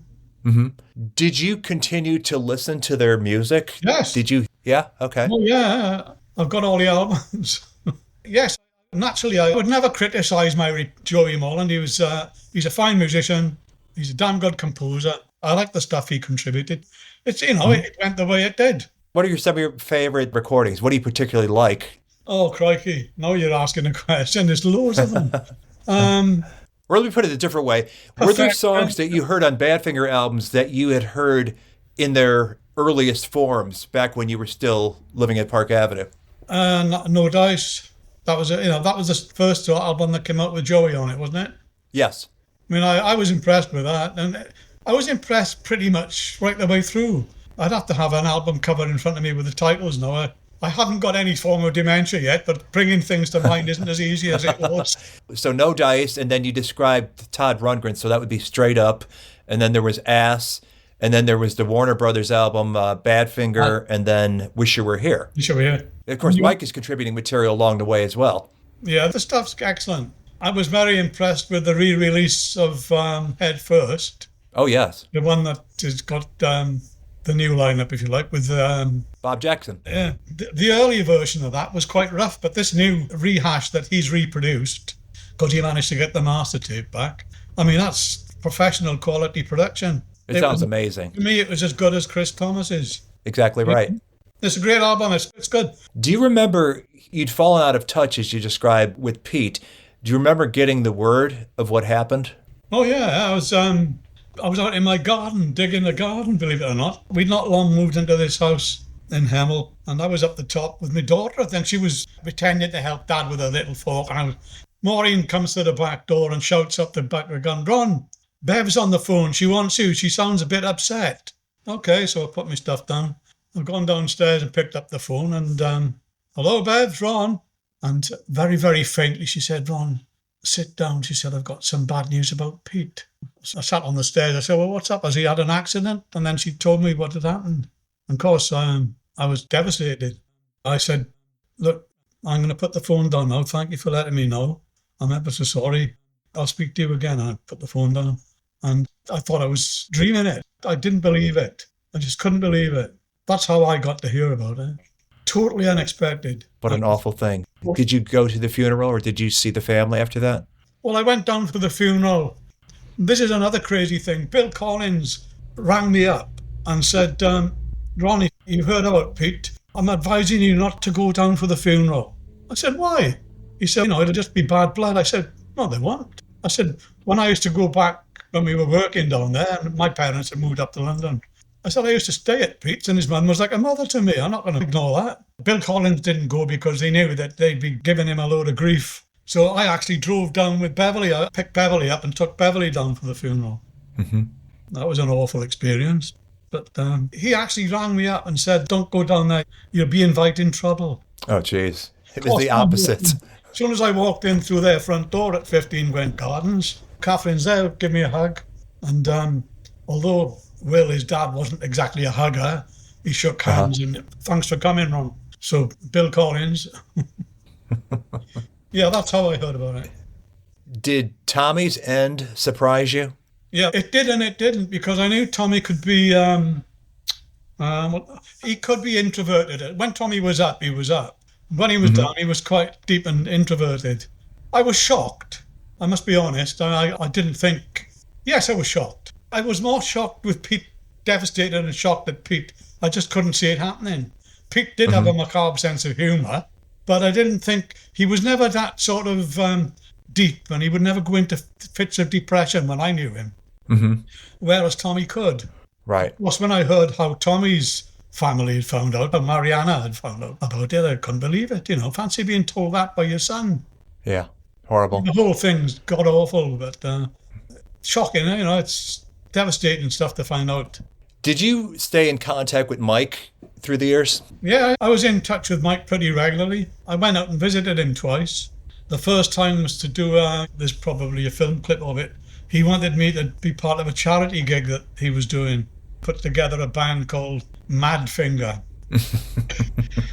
He wasn't certain that I'd be able to get the time off work to come out and do it. He'd already roped in some young lad on bass.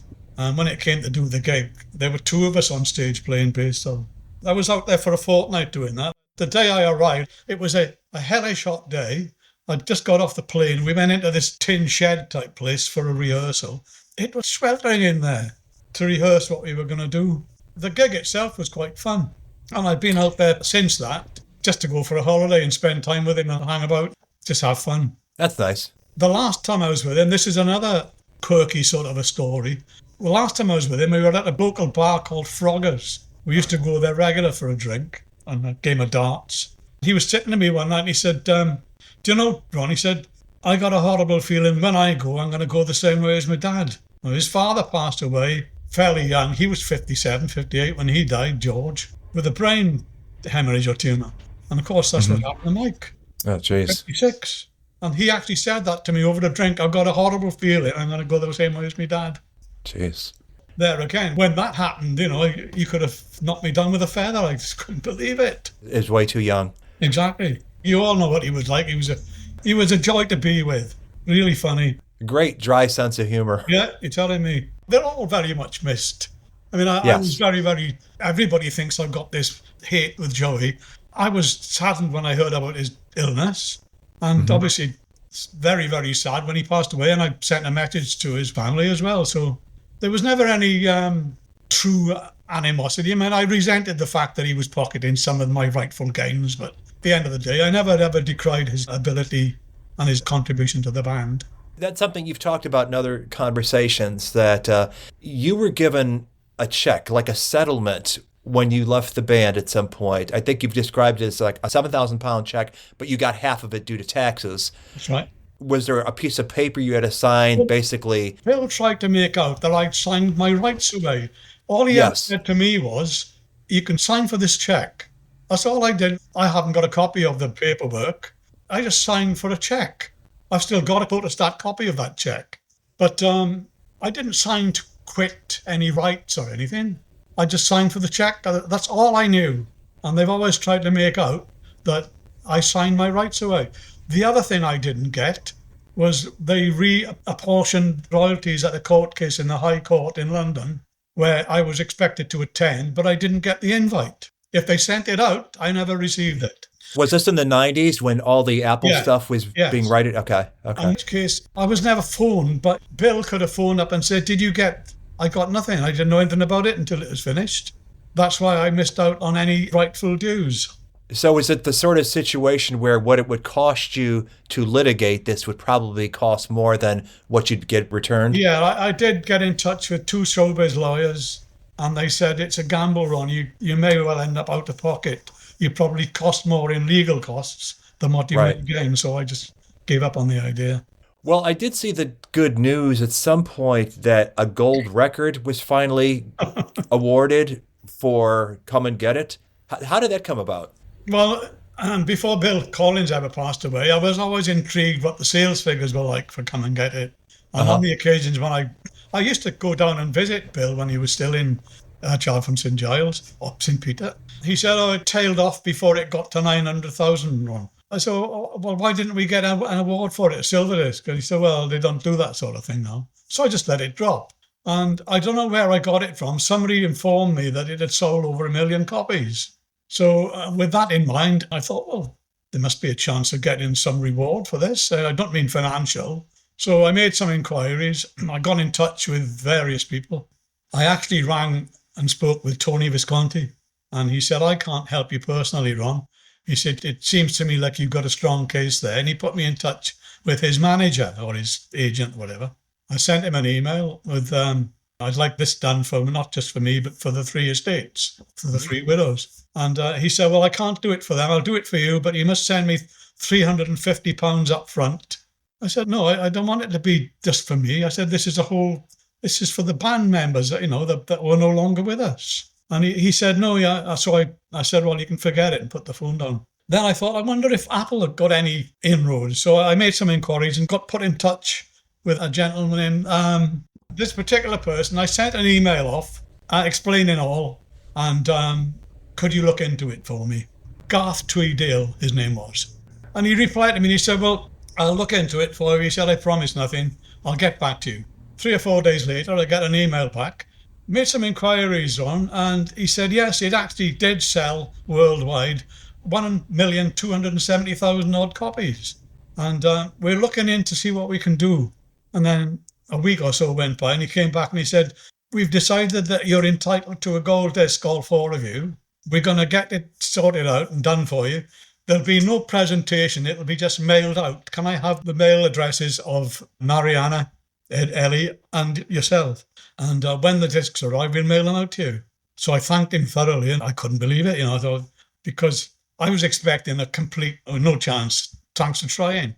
I can never understand why they didn't even issue a silver disc. However, not long after that, he mailed me and he said, the 7-inch blanks have arrived, we're having them created for you, and you should be receiving them in due course in the mail. Maybe a week or 2 later, a box comes in, a cardboard. Well, when I was taking it out of the box, I was expecting, I bet this is going to be absolute rubbish. I wasn't expecting anything quite like this. Oh, wow. That's beautiful. Wow. I was totally amazed when I saw that. So, as you can imagine, it's hanging up on the wall in there. I was so pleased. So was my partner. She was she couldn't believe. She was expecting something plastic looking, I expect, like I was, but that was an absolute icing on the cake. Worth the wait? Yes, it was. Okay, a long, long wait, but yes. Everybody tells me much deserved. Yes, for sure. That's wonderful. So how did you connect with Bob Jackson And I guess you guys did some Iveys sort of commemoration stuff that you performed for. The first time I met Bob was going to see a couple of local Swansea bands playing down in London, I expect. But more recently, he came to my place once. He was putting an album together and he wanted me to dub some bass on. This is when, before I moved here, he came and stayed the night with me down in Royal Court where I was. That's the first time that wasn't the first time I met him. Think. That's the first time, I forget what year it was. We'd gone to London and we'd gone for a meal, we'd gone to see a gig somewhere. That's the first time I actually met him face to face. Since then, it's been bits and bobs like that recording session. He brought a portable studio down and we did some bits and bobs. Since then, the other time I've been in his company was when he was doing gigs with the Fortunes. We'd gone to see the gig, go to see the band play, and we'd met beforehand and had a drink in a local pub, and that's where we'd met him. The other times were when he was doing his UK version of Badfinger. They were doing a gig in the Stables in Milton Keynes, and I told him I'd come up and see them. And we met up before the gig started. We went to the bar in the break, and the four of them came out because he wanted to introduce the rest of his band to an original member. And they said, would you come up and come and get it for us in the second half? And I was embarrassed, to be perfectly honest. I said, no. I said, I'd rather not. And of course, my partner, Val, yes, you do. You know you do. Get up there and get on there and do it. So we did a couple of tunes into the second spot. And there were only about 300 people in there. It wasn't for that. And Bob announced, we've got somebody pretty special in the audience tonight, and give it a bit of build-up. And of course, come on, down you come. So I walked down the aisle and there's all this hey going on. And the fellow that was playing bass with them, he's got a Rickenbacker bass. I've never played one before. He said, well, I've only had it a week. I said, which knob does what? Anyway, I got on and it went down well. I got up and did come and get it and had a good laugh with it. Did you do your Hendrix run at the end? Yes, naturally. Okay. That must have been a crowd pleaser. Yeah, it was a good experience. That's great. So are you involved at all in the new releases, the Iveys stuff that's been flowing out? Oh, bit by bit. Sometimes they're stuck for lyrics. They're either indecipherable or they can't make out quite what's being sung by either Pete or Tommy. That's the only way it's been so far. But currently there's plans in the offing. They want me to do a cover song on another set of tunes they're putting out. They want me to do a cover version of Take Care of My Baby, if you know that song. I want it done completely differently. I want to alter a couple of the lyrics, and I don't want the background vocals in there either. I think they spoil it. They're going to mix something together. Can you put strings in there instead of the They've sent me a list of places, recording studios, which are miles away from me. My grandson Ryan's got a professional setup in his bedroom. He actually, until COVID and the lockdown, he was on the verge of setting himself up as a producer. So I'm hoping that when I do get this backing track, they want me to put bass on it and do the vocals. Ryan will be able to sort that out for me up there. So he only lives 20 miles away. So hopefully that'll come off. I don't know much about it yet. I sent an email off this morning, actually, with my requests and the key I want to sing it in, because my voice isn't the same as it was 50, 60 years ago. Right. So hopefully that'll come off. Have you thought about writing your own story? I've had many people say that. I just don't want to do it. I think everybody knows what there is to know, and let's leave it at that. What did you think of the Matavina book? It was very, very good, interesting read for me, obviously. The only thing, this is going to sound terribly snobbish, I'm a bit of a stickler for English spellings or the English language. It's lots of American spellings in it.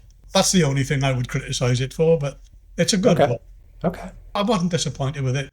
I sometimes read crime novels by American authors, and it's the American spellings.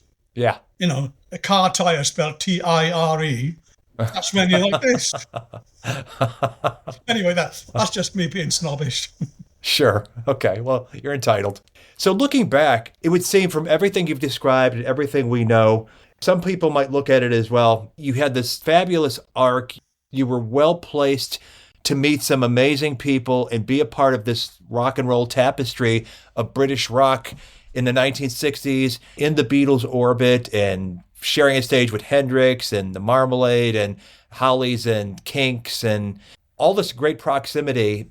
And you got to observe it all. You got to be a part of it. You are part of a record that will never die, and you at last got some recognition for it. Looking back, and now you've got the satisfaction of a family well raised, and you've got a musical tradition carrying on to this day in the 21st century, which is wonderful. Is there anything you would do differently looking back, or are you pretty satisfied with the way things played out?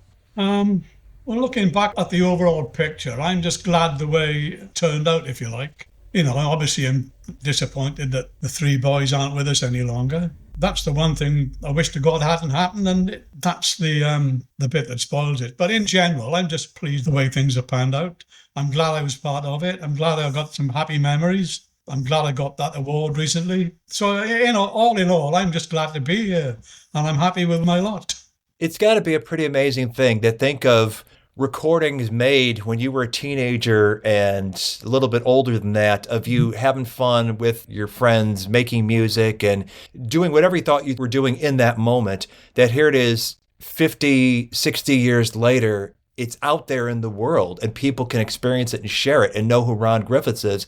What an amazing legacy. That's got to be something you couldn't even wrap your head around back in the day. No, it's absolutely true. It still amazes me. I mean, I get letters and emails from people to this day. It comes across to me as if it only happened yesterday. It is an amazing feeling. I hate using cliches, but very often I'm gobsmacked that people are so enamored with it, you know? Like this interview, no, I'm amazed and glad that you've taken the trouble to interview me, but can this be happening all these years later? Yes, it can, because I think for a lot of years, you were a name on a record sleeve and people didn't really know much about you. And the story with Badfinger is becoming more and more visible and out there into discourse in the last 20 years.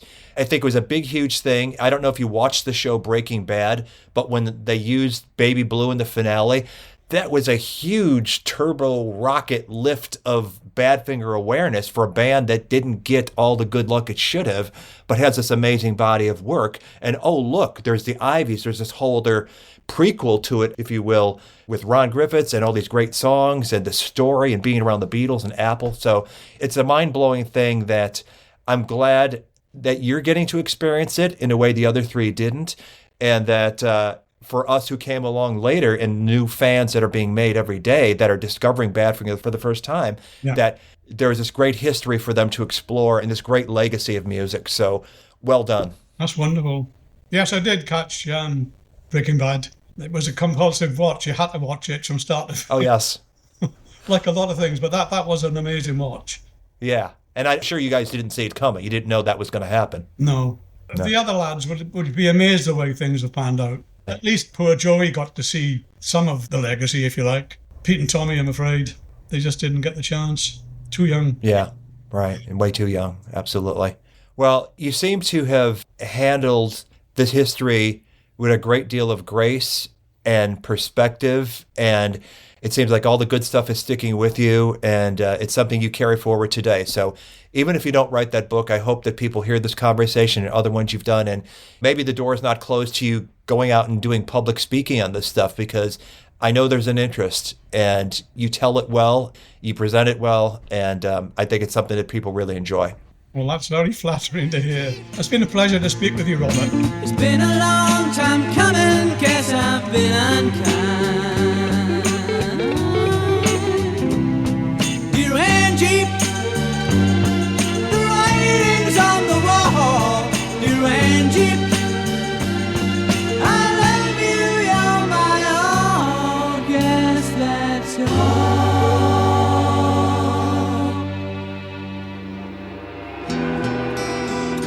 Something About the Beatles, created and hosted by Robert Rodriguez, executive producer Rick Way, title song performed by the Corgis. Something About the Beatles is an evergreen podcast.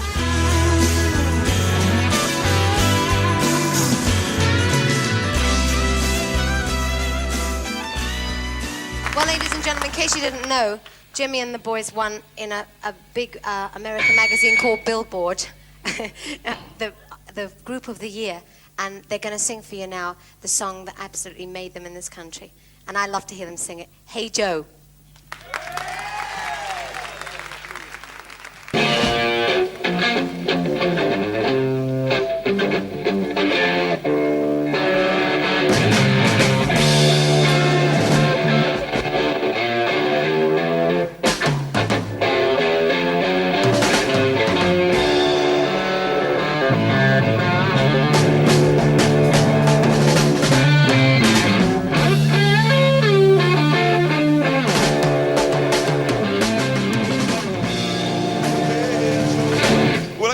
This Rubbish and dedicate a song to the Cream, regardless of what kind of group they might be in. We'd like to dedicate it to Eric Clapton, Ginger Baker, and Jack Bruce.